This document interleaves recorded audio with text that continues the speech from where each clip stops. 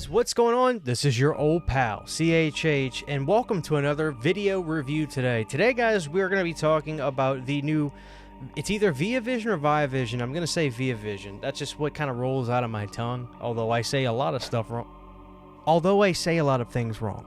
Today, guys, we're going to be looking at the ViaVision Halloween 2 Deluxe release. Now, these are kind of like thick box releases.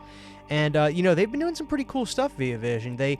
They've been doing some premiere titles, and they're not really messing with 4K as far as I can see. I don't know if they've done a number of 4K releases yet or not. But they've been doing some premiere titles and doing cool titles that people want. I've done reviews on a few. There's one release I did a review on, which was the Gate 1 and 2 collection, and that was just sensational. So we're going to be doing a review for this one. We've got Halloween 3 as well, so that one will be coming out probably after this because of just chronological order, right? It makes sense to review 2 before 3. At least that's what I say to myself in my head. The big thing about this one that was a selling point for me was this was publicized to have an upscaled version of the television cut.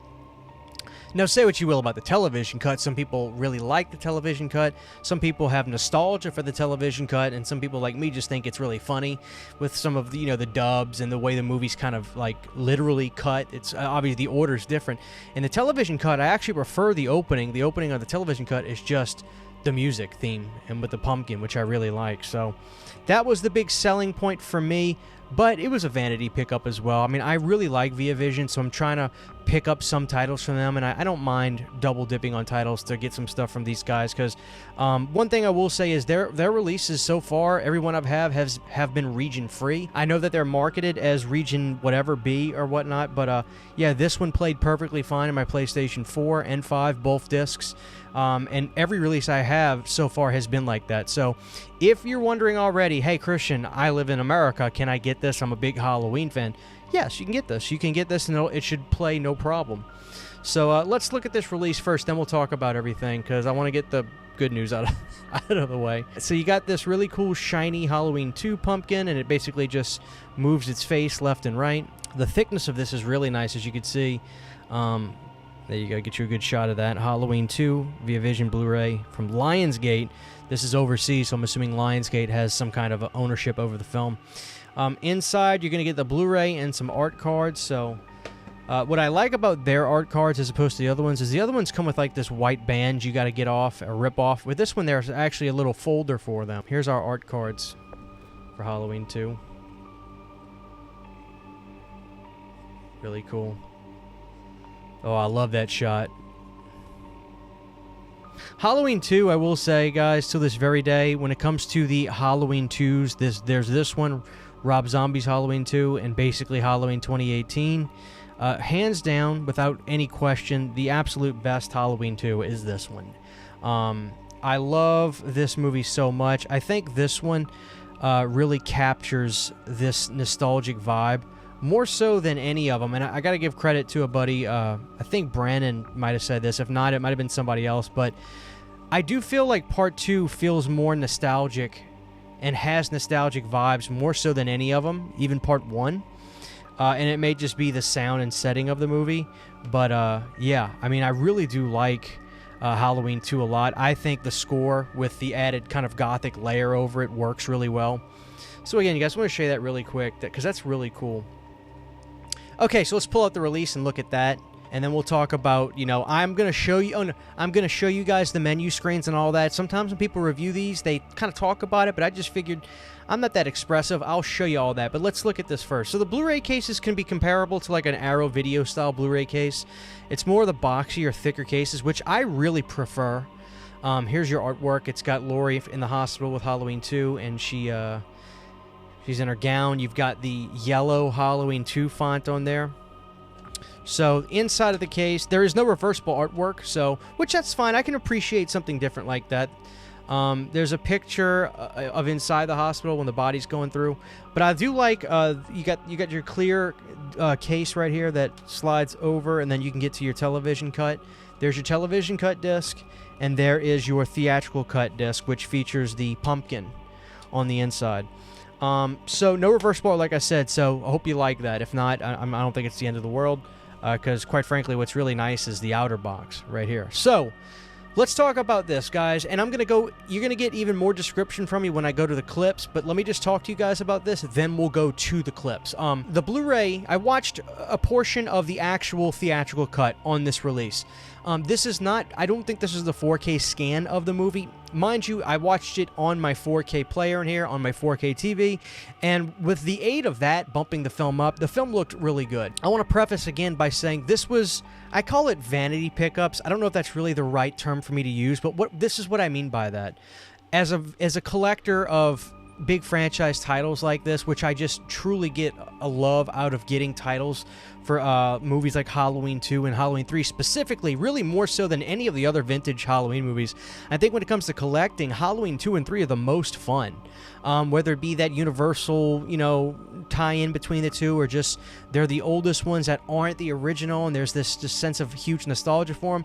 I love getting titles for Halloweens 2 and 3. So I got this really just because I wanted it, not because I needed it. As a matter of fact, let's go to the clip right now and look at the menu screen for the first disc, which is the theatrical cut with the special features. So here's the menu screen for the main disc. Of course, you've got play film, and I always like to compliment menu screens like this. Just give me a nice image.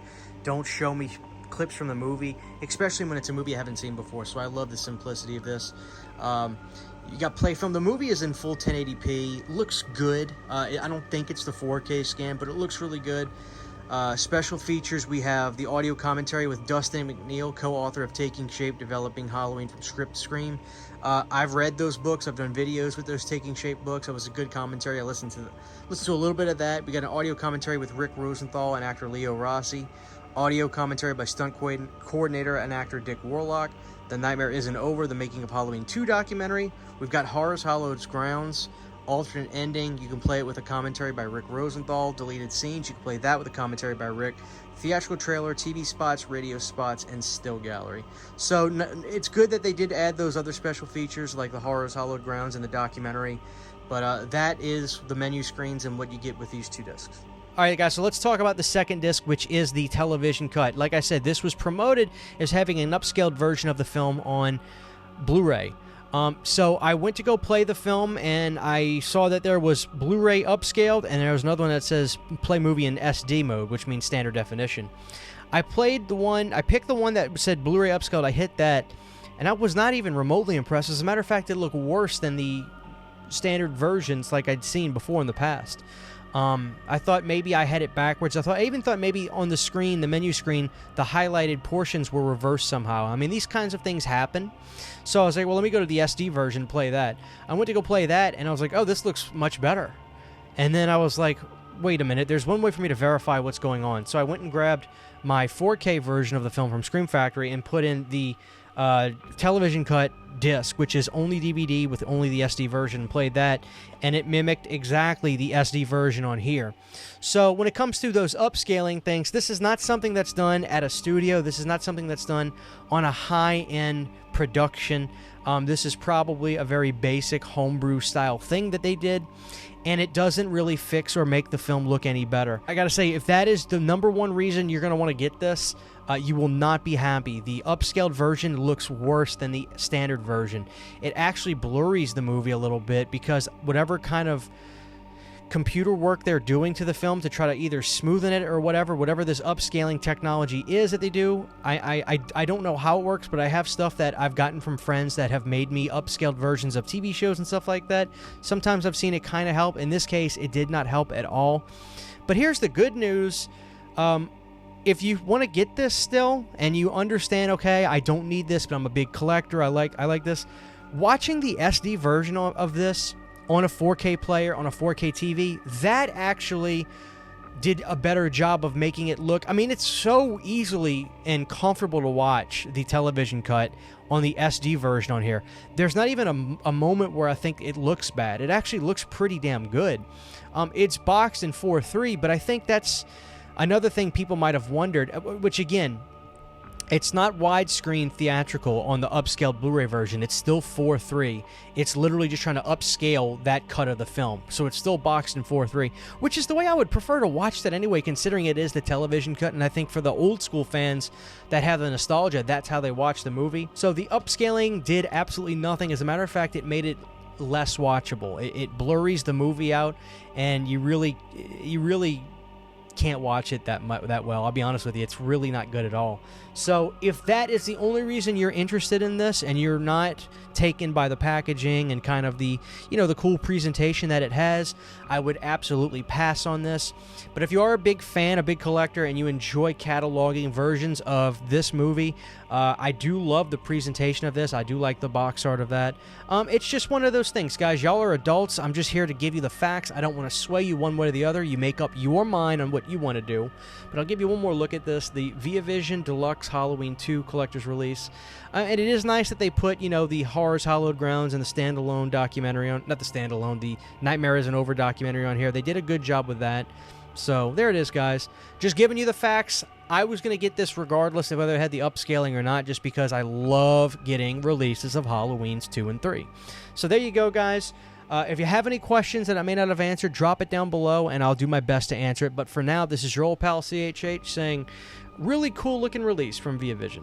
Huge giant thank you to all of my Patreon supporters. Without you guys, this would not be possible. To get behind the scenes photos, videos, music, private live streams, and much more, you can subscribe to my Patreon for as little as $1 a month. Thank you to my patrons.